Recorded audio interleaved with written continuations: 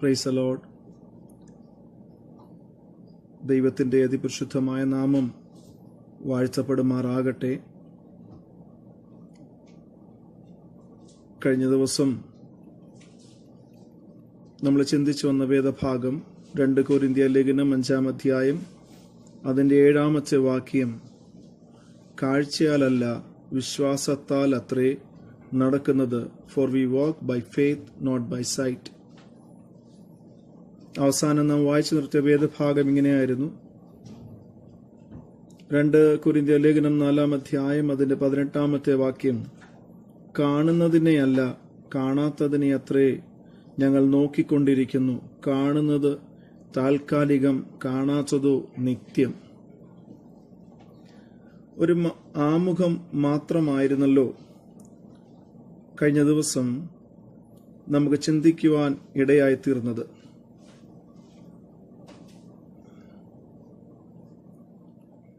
ഇവിടെ നാം വായിച്ചതും അങ്ങനെ തന്നെയാണ്. ഫോർ വി വാക്ക്, നമ്മൾ നടക്കുന്നത് വിശ്വാസത്താല, കാഴ്ചയാലുള്ള മോഹങ്ങളാൽ അല്ല ഒരു ദൈവപൈതലിന്റെ നടപ്പ്, വിശ്വാസത്താല. In our Christian course here on earth, നമ്മളൊരു ക്രൈസ്തവ യാത്ര ഈ ഭൂമിയിലേത് നമ്മൾ ഓരോ ദിവസവും മുൻപോട്ട് ക്രിസ്തുവിൽ ആശ്രയിച്ച് മുൻപോട്ട് നയിച്ചുകൊണ്ടിരിക്കുകയാണ്. ഒരു ദൈവപൈതലിന്റെ യാത്ര എന്ന് പറയുന്നത് പുറമെ നോക്കുന്ന ഒരു വ്യക്തിക്കും അതത്ര രസമായിട്ടൊന്നും തോന്നുകയില്ല. പക്ഷേ ഒരു ദൈവപൈതലിനെ സംബന്ധിച്ച് ഈ യാത്ര അവന് വ്യക്തമായ ബോധ്യം ഈ യാത്രയ്ക്കുണ്ട്. ഈ യാത്രയ്ക്ക് അവൻ വ്യക്തമായ ലക്ഷ്യവുമുണ്ട്. കഷ്ടപ്പാടും കഷ്ടതകളും ശോധനകളും നഷ്ടങ്ങളും ദൈവദാസന്മാരെ സംബന്ധിച്ച് ശുശ്രൂഷകളിലുള്ള വെല്ലുവിളിയും പട്ടിണിയും മറ്റുള്ളവരുടെ മുൻപിൽ അപഹാസ്യരായി പോകുന്ന സാഹചര്യങ്ങളും ഒറ്റപ്പെടലും, ഇങ്ങനെ പറഞ്ഞറിയിക്കുവാൻ കഴിയാത്ത അനവധി പ്രയാസങ്ങൾ കൂടി ഒരു ദൈവപൈതലും ഒരു ദൈവത്തിന്റെ ദാസനും കടന്നു പോകുമ്പോൾ വിശ്വാസിയായിരിക്കുന്ന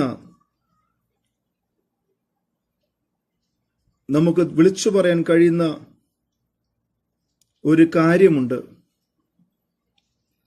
ഞങ്ങളുടെ ലക്ഷ്യം ഇവിടം കൊണ്ട് തീർന്നു പോകുന്ന നന്മകളും ഇവിടം കൊണ്ട് അവസാനിക്കുന്ന ജീവിതവും ഓർത്ത് ഞങ്ങൾക്ക് നിരാശയൊന്നുമില്ല.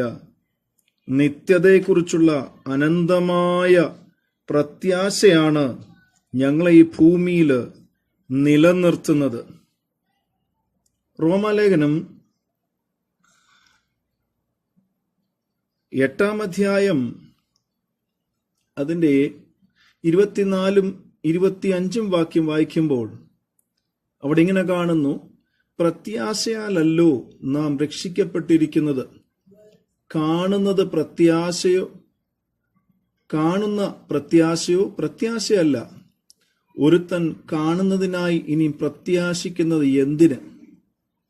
നാം കാണാത്തതിനായി പ്രത്യാശിക്കുന്നു എങ്കിലോ അതിനായി ക്ഷമയോടെ കാത്തിരിക്കുന്നു.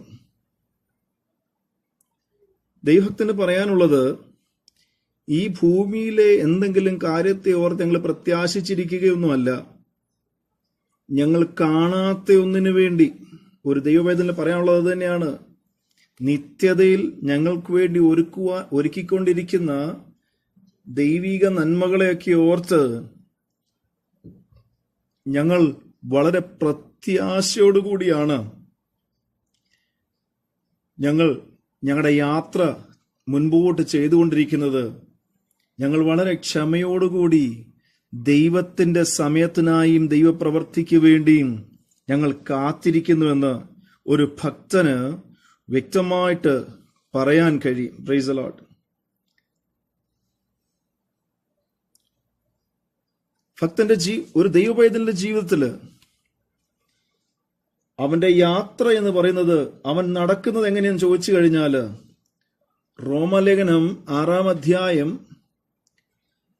അതിന്റെ 4-ാമത്തെ വാക്യം ഇങ്ങനെ വായിക്കുന്നു: അങ്ങനെ നാം അവന്റെ മരണത്തിൽ പങ്കാളികളായി തീർന്ന് സ്നാനത്താൽ അവനോടുകൂടെ കുഴിച്ചിടപ്പെട്ടു.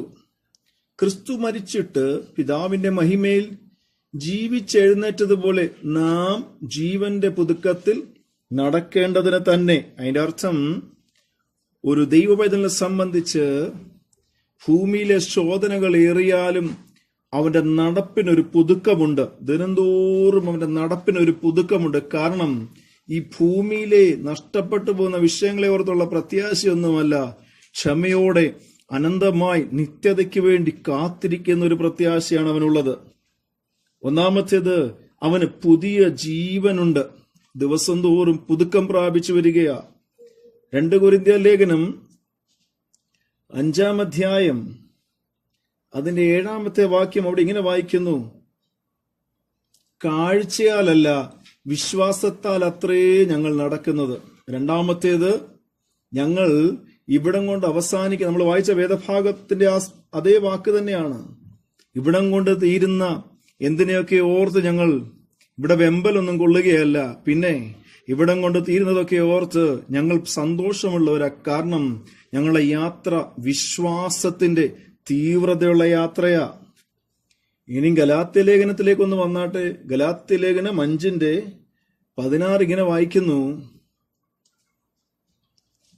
ആത്മാവിനെ അനുസരിച്ച് നടപ്പീൻ, എന്നാൽ നിങ്ങൾ ജഡത്തിന്റെ മോഹം നിവർത്തിക്കുകയില്ല എന്ന് ഞാൻ പറയുന്നു. അതായത് ആത്മീകമായ ബലത്തോടുകൂടിയാണ് ഒരു ഭക്തന്റെ ഈ ഭൂമിയിലെ നടപ്പെന്ന് പറയുന്നത്.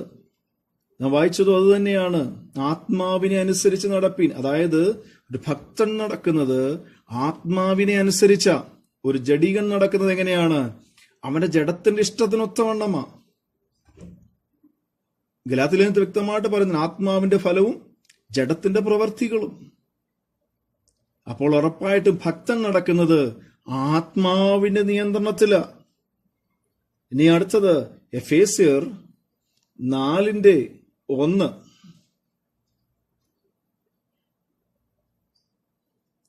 കർത്തൃസേവ നിമിത്തം ബദ്ധനായിരിക്കുന്ന ഞാൻ പ്രബോധിപ്പിക്കുന്നത്, നിങ്ങളെ വിളിച്ചിരിക്കുന്ന വിളിക്ക് യോഗ്യമാം വണ്ണം. അപ്പോൾ ഞങ്ങളുടെ യാത്രയ്ക്ക് ഞങ്ങൾക്കുള്ള 4-ാമത്തെ ഗുണം എന്തെന്ന് ചോദിച്ചു കഴിഞ്ഞാൽ, ദൈവപൈതൽ പറയും, ഞങ്ങൾക്കൊരു വിളിയുണ്ട്. ആ വിളിക്ക് യോഗ്യമാം വണ്ണം ഞങ്ങൾ എന്ത് ചെയ്യുകയാ? ഈ ഭൂമിയിൽ ഞങ്ങൾ നടന്നുകൊണ്ടേയിരിക്കുകയാ. ഇനിയും എഫേസ്യ ലേഖനം 5:2 വരുമ്പോൾ, ക്രിസ്തുവും നിങ്ങളെ സ്നേഹിച്ചു നമുക്ക് വേണ്ടി തന്നെത്താൻ ദൈവത്തിന് സൗരഭ്യവാസനയായ വഴിപാടും യാഗവുമായി അർപ്പിച്ചതുപോലെ സ്നേഹത്തിൽ നടപ്പീൻ. ഒരു ദൈവപൈതലിനെ സംബന്ധിച്ച് അവൻ എന്തുണ്ട്?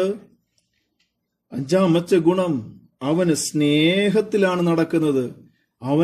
അവനെ ദ്രോഹിക്കുന്നവനെ അവനെ സ്നേഹിക്കുവാനേ കഴിയച്ചുള്ളൂ. ഒരു യഥാർത്ഥ ഭക്തന്റെ സ്വഭാവമാണിത്. അവനെ സ്നേഹിക്കുവാനേ കഴിയത്തുള്ളൂ. അവനെ ഉപദ്രവിക്കുന്നവരോട് അവനൊരിക്കലും ദോഷം ചെയ്യുവാൻ അവന് തോന്നുകയില്ല.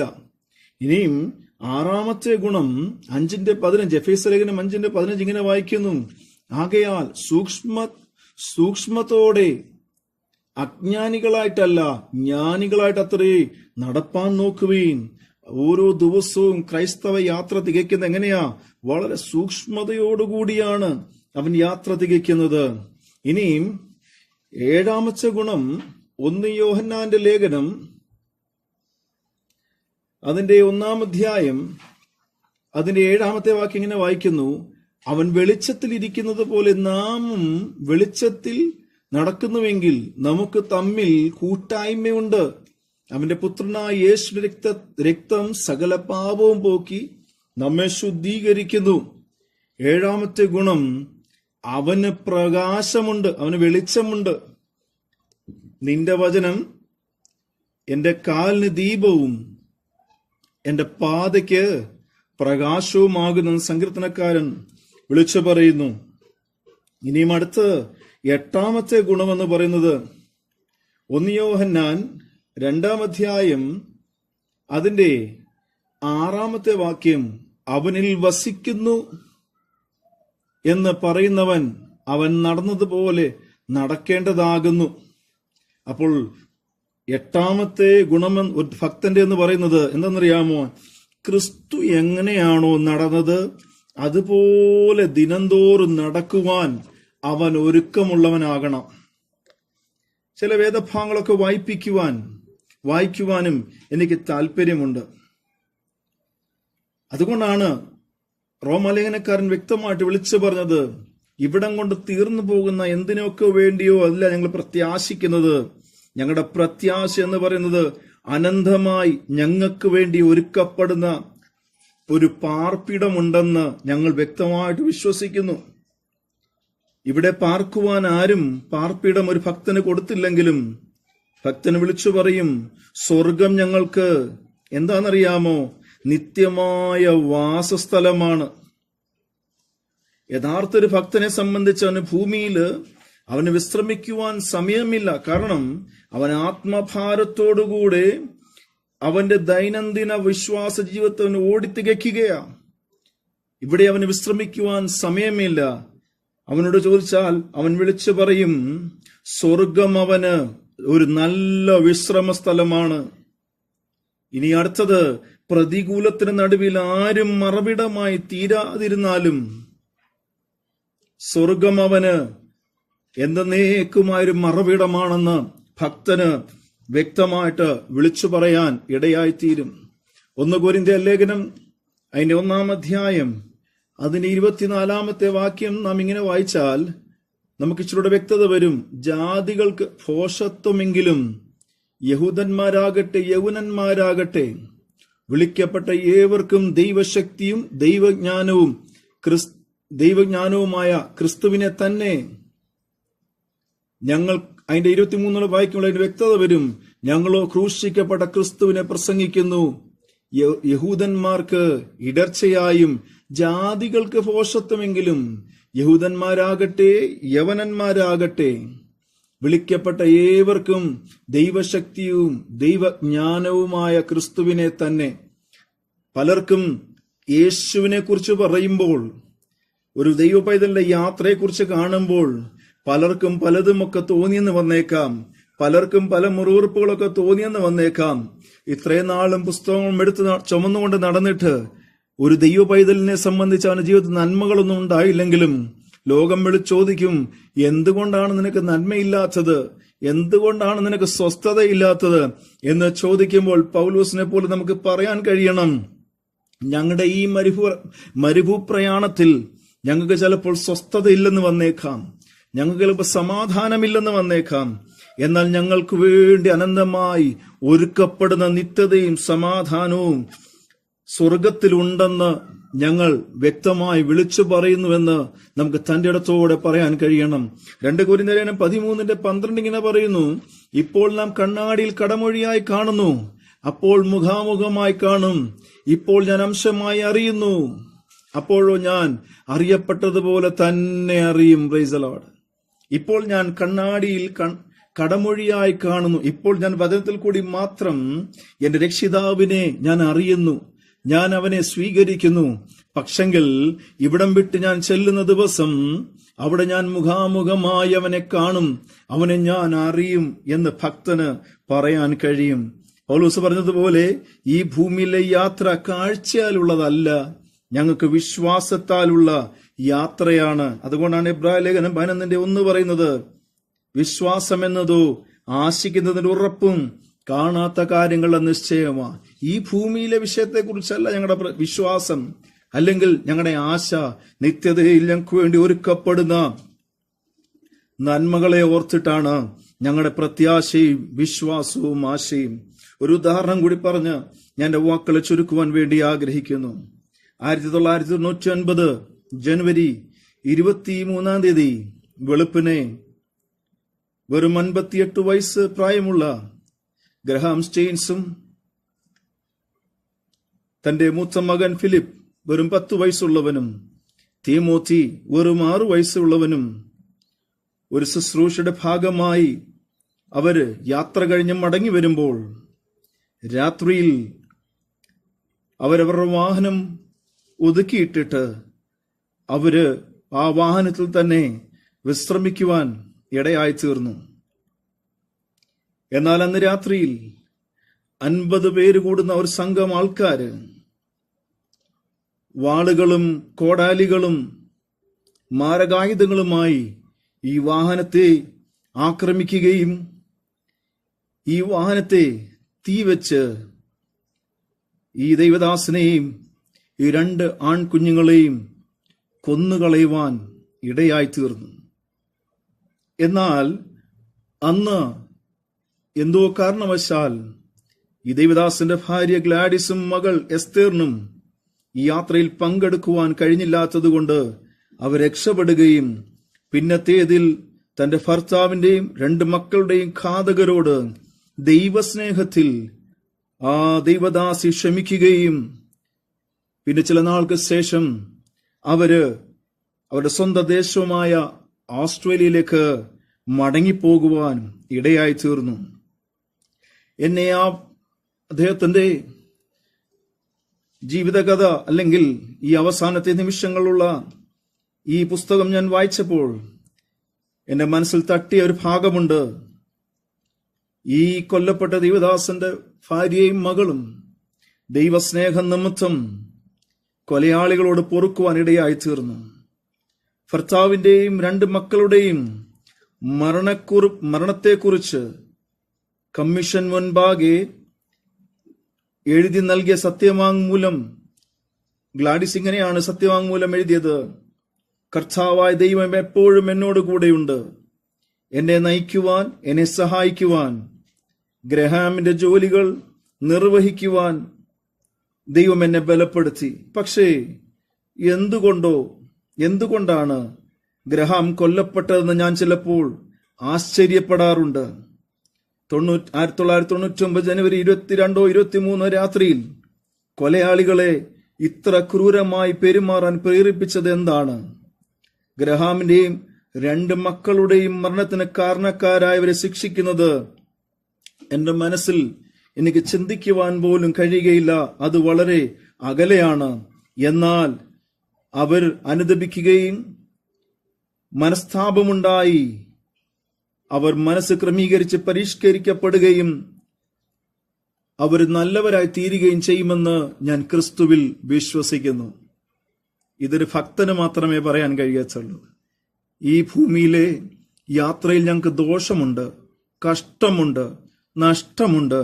എന്നാൽ ഞങ്ങൾക്കുള്ള ലാഭമെന്ന് പറയുന്നത് ഇവിടെയുള്ളതല്ല.